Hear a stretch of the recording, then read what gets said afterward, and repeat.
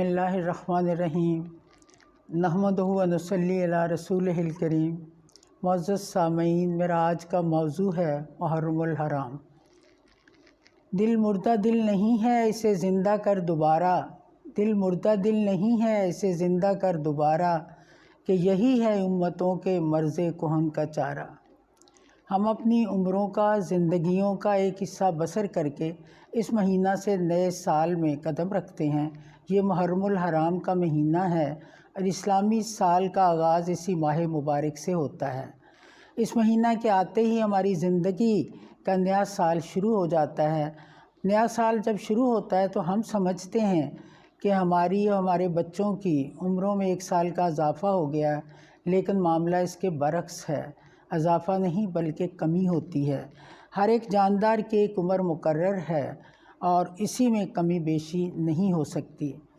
اس ماہ مقدس کے سلسلے میں ایک نہیں بلکہ متعدد باتیں ہیں جن پر ہمیں غور کرنا چاہیے اور اس کے نتائج پر ہر وقت سامنے رکھنے چاہیے۔ پہلی بات تو یہ ہے کہ محرم الحرام کے آغاز کے ساتھ ہمیں اپنی عمر کے گزشتہ 1 سال کا جائزہ لینا چاہیے کہ وہ کس طرح گزرا۔ آیا اللہ اور رسول مقبول صلی اللہ علیہ وسلم کی مرضی کے مطابق گزرا؟ 1 سال کے عرصے میں ہم نے کتنی نیکیاں کی، کتنی برائیاں کی، کتنے اچھے کام کیے، کتنے برے کام کیے؟ غرض ان سوالوں کو سامنے رکھ کر گزشتہ 1 سال کی زندگی کا ہم میں سے ہر ایک کو جائزہ لینا چاہیے۔ اگر ہمارا ضمیر ہمیں اطمینان دلائے کہ زندگی کا جو سال گزر گیا وہ اس لحاظ سے اطمینان بخش گزرا کہ وہ تمام امور جو بحیثیت مسلمان کے ہم پر واجب تھے وہ بآحسن طریق سے ہم نے انجام دیے، تو اس پر خدا کا شکر ادا کرنا چاہیے۔ جو کوتاہیاں اور فروگزاشتیں ہوتی ہیں، آئندہ سال جو محرم الحرام سے شروع ہوتا ہے اس میں ان کی تلافی کی کوشش کرنی چاہیے۔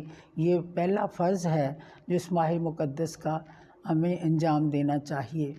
دوسرا فرض جو اس ماہ مقدس کے سلسلے میں ہم پہ عائد ہوتا ہے وہ یہ ہے کہ یوم عاشوراء کے متعلق جو کچھ شریعت سے ثابت ہے اس کے مطابق عمل کریں، اور اس یوم مقدس کی احادیث مبارکہ صلی اللہ علیہ وسلم میں بہت فضیلت آئی ہے۔ اس دن کو اللہ تعالیٰ نے بہت سی فضیلتیں عطا کی ہیں۔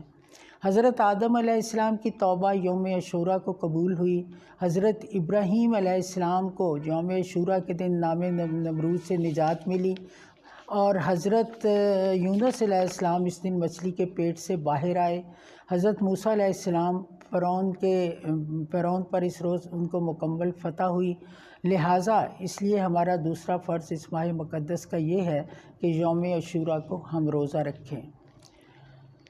تیسرا فرض جو ہم پہ عائد ہوتا ہے یہ نہایت اہم ہے کہ جو اسلام کی تاریخ میں پیش آیا، جو اپنی دردناکی اور مظلومیت کے لحاظ سے قیامت تک مسلمانوں کو خون کے آنسو رلائے گا، دنیا کے لیے عبرت کا سامان پیدا کرتا رہے گا۔ حضرت محمد مصطفیٰ صلی اللہ علیہ وسلم کے نواسے اور حضرت فاطمہ الزہرا اور حضرت علی کرم اللہ وجہہ کے لخت جگر، جن کو بڑی سفاکی اور ظلم کے ساتھ وحشیانہ طریقے سے شہید کر دیا گیا۔ آپ کی جمعیت 72 نفوس پر مشتمل تھی، اور زین العابدین کے علاوہ حضرت قاسم جو آپ کے بھتیجے تھے، اور حضرت زینب رضی اللہ تعالیٰ عنہا جو آپ کی بہن تھی ان کے بیٹے، اور حضرت عباس رضی اللہ تعالیٰ جو آپ کے بھائی تھے ان کے بیٹے، اور آپ کے جوان مرد بیٹے حضرت علی اکبر اور حضرت شیر خوار بچہ علی اصغر کو پانی کے ایک ایک قطرہ کو ترسا کر آپ کی آنکھوں کے سامنے شہید کر ڈالا۔ اس کے بعد یزیدی حکومت کے ظالموں نے حضرت امام علیہ السلام کو شہید کر دیا۔ غرض کہ محرم الحرام کا سب سے زیادہ دردناک اور مسلمانوں سے جوئے خون بہانے والا واقعہ حادثہ کربلا ہے۔ رسول مقبول صلی اللہ علیہ وسلم نے خلافت کے قیام کا ایک طریقہ بتلایا تھا جس پر خلفائے راشدین نے عمل کیا، مگر یزید کو احکام خدا رسول مقبول صلی اللہ علیہ وسلم کے طریقہ خلفائے راشدین کے مطابق خلافت نہ ملی، بلکہ اس نے جور و جبر، رشوت و ظلم، مکر و فریب اور ظلم کے ساتھ یہ حکومت حاصل کی اور اسے خلاف شریعت ولی عہد بنا کے دیا گیا۔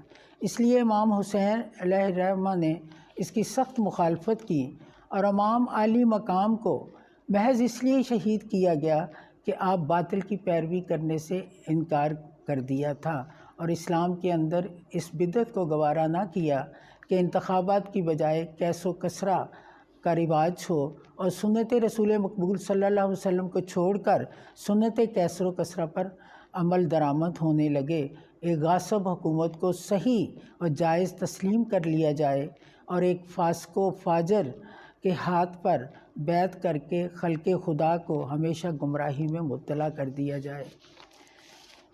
اس واقعہ پر ہمیں خالی آنسو بہانے نہیں چاہیے، بلکہ اس واقعہ شہادت سے ہمیں سبق حاصل کرنا چاہیے کہ اپنی زندگی کے اندر اسوہ حسین رضی اللہ تعالی عنہ کا اتباع کا ولولہ پیدا کرنا چاہیے۔ اس لیے اس واقعہ کے اندر یہی سبق مضمر ہے کہ ہم حق سے روگردانی نہ کریں، باطل کے اتباع پر رضامند نہ ہوں۔ حق ہر حال میں حق ہے، خواہ وہ بالکل بے سر و سامانی کے عالم میں ہو۔ باطل بہرحال باطل ہے، چاہے وہ ساری مخلوق اس کی پرستار ہو۔ یہ معاملہ حکومت کے بارے میں نہیں ہے، حق خواہ کسی طرف سے ہو، ہمارا فرض ہے کہ ہم اس کا ساتھ دیں۔ اگر حق حکومت کی طرف سے ہے تو چاہیے ساری دنیا اس سے باغی ہو جائے، ہم حکومت کی مدد کریں۔ جو حکومت غاصب، ظالم ہو، باطل پر ہو، حق کی آواز دبانا چاہتی ہو، اس سے امام عالی مقام علیہ الرحمہ کی طرح اعلانیہ بیزاری کا اعلان کریں اور ہرگز اس کی اطاعت نہ کریں۔ ارشاد ربانی ہے، تعاونوا علی البر والتقوی ولا تعاونوا علی الاثم والعدوان، یعنی نیکی کے کام میں امداد کرو، گناہ و سرکشی کے کام میں اعانت نہ کرو۔ حضرت امام حسین علیہ السلام اگر چاہتے تو حق گوئی، حق پسندی سے چشم پوشی فرما کر نہ صرف اپنی اور اپنے ساتھیوں کی زندگی بچا سکتے تھے، عیش و آرام کی زندگی بسر کر سکتے تھے۔ یزید کا مطالبہ صرف یہی تھا کہ آپ اس کی اور حکومت کو تسلیم کریں اور اس کے ہاتھ پر بیعت کر لیں، مگر آپ نے اس مطالبہ کو حقارت کے ساتھ ٹھکرا دیا اور بے کسی اور بے بسی کی موت کو ترجیح دی، کیونکہ حق کا ساتھ دینے اور باطل کے سامنے سر نہ جھکانے کا آپ نے عہد کر لیا تھا۔ بس ہر امتی کا فرض ہے کہ اسوہ حسین کی پیروی کرے اور ہر حال میں ان کا ساتھ دے اور باطل سے کسی حال میں نہ دبے، نہ ان کے سامنے سر جھکائے، خواہ جان کی بازی دینی پڑے۔